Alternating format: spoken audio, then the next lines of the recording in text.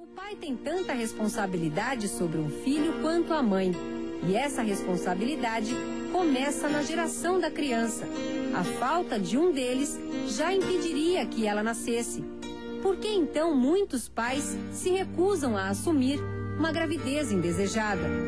Na semana passada, em Brasília, cerca de 1.500 novos mandados de prisão foram expedidos contra pais que não pagaram a pensão alimentícia. 115 foram presos, 47 quitaram a dívida e foram liberados. Receber os alimentos dos filhos é uma batalha que essa massagista ainda persiste. Ela cuida dos 3 filhos sozinha, ganha 2 salários mínimos, colocou os 2 ex-maridos na justiça, mas nunca conseguiu receber a pensão. Eles sempre mudam de endereço.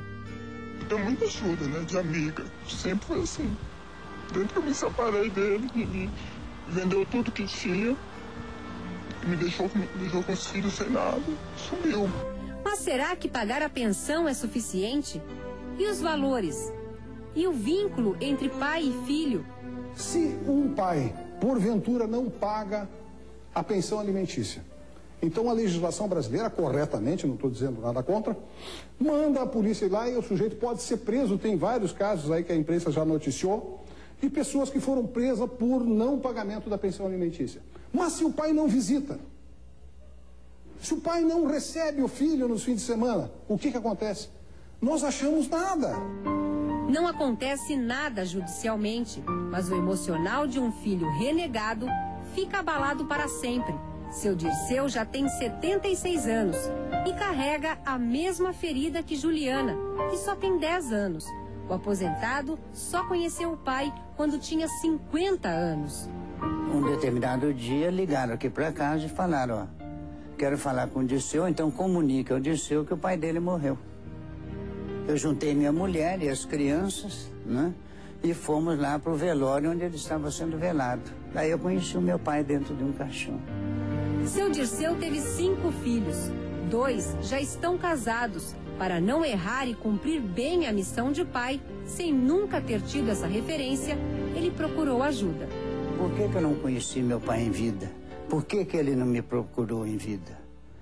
Mas a essa altura eu já tinha contratado psicóloga para aprender a criar meus 5 filhos junto com minha mulher. E deu certo. A disputa pela atenção do pai era tanta que as filhas, quando meninas, faziam rodízio para almoçar perto dele. Seu Dirceu pode comemorar. As lembranças de uma infância feliz não se resumiram às fotos amareladas pelo tempo, mas estão ainda bem coloridas na memória de cada uma das filhas. Ele colocava a nossa roupinha na cama, a gente estava no pré, e separava tudo certinho, meia de cada um, a camisetinha. Aí ele falava meia em um, meia na outra, meia na outra. Camisetinha, camisetinha, camisetinha. Bermudinha, bermudinha, bermudinha. Ele é tudo, ele é presença, ele é amigo. Eu não sei explicar. Eu espero que eu tenha trilhado um caminho, ensinado para elas o que é a tentativa de ser um bom pai, não é? E estarei com minha missão cumprida, para partir para uma outra, se Deus quiser. O empresário Luiz Fernando também tinha a mesma preocupação de Eduardo. E ele conta que valeu a pena. O filho soube reconhecer o amor e a dedicação. Ele, todas as noites, quando ele ia na faculdade, ele ligava para casa, falava com a minha esposa, falava comigo, queria saber como é que a gente estava, como é que não estava, etc e tal. Sempre se preocupava com a gente, né? Max foi estudar na capital, Porto Alegre, e virou vítima da violência das grandes cidades. Foi morto num assalto uma semana antes de se formar em administração de empresas. Era o nosso único filho, né? Embora todos os filhos sejam únicos, né?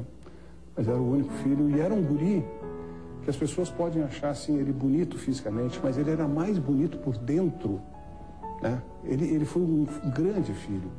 Luiz Fernando sabe que fez a sua parte, mas questiona o papel da família na educação do jovem que tirou a vida de Max. Ou tem um pai que não existe, ou existe um pai que está presente, mas é um pai omisso. Pesquisas recentes na cidade de Porto Alegre associam o aumento da delinquência juvenil à ausência paterna. Essa também é a bandeira defendida pela ONG Brasil Sem Grades, que ele preside. Como as estatísticas não foram suficientes para chamar a atenção da sociedade, seu Luiz Fernando foi além, criou uma campanha publicitária com um forte apelo e estampou em vários pontos da cidade de Porto Alegre, um deles o Aeroporto Salgado Filho. A nova luta de Luiz Fernando tem respaldo entre os especialistas. Esta psicóloga alerta sobre a importância dos pais estarem presentes na educação dos filhos. Lógico que uma relação morando abaixo do mesmo teto é mais fácil, porque você convive e pode curtir muito mais tempo juntos e tudo. Mas o pai dedicado, morando fora, também consegue isso.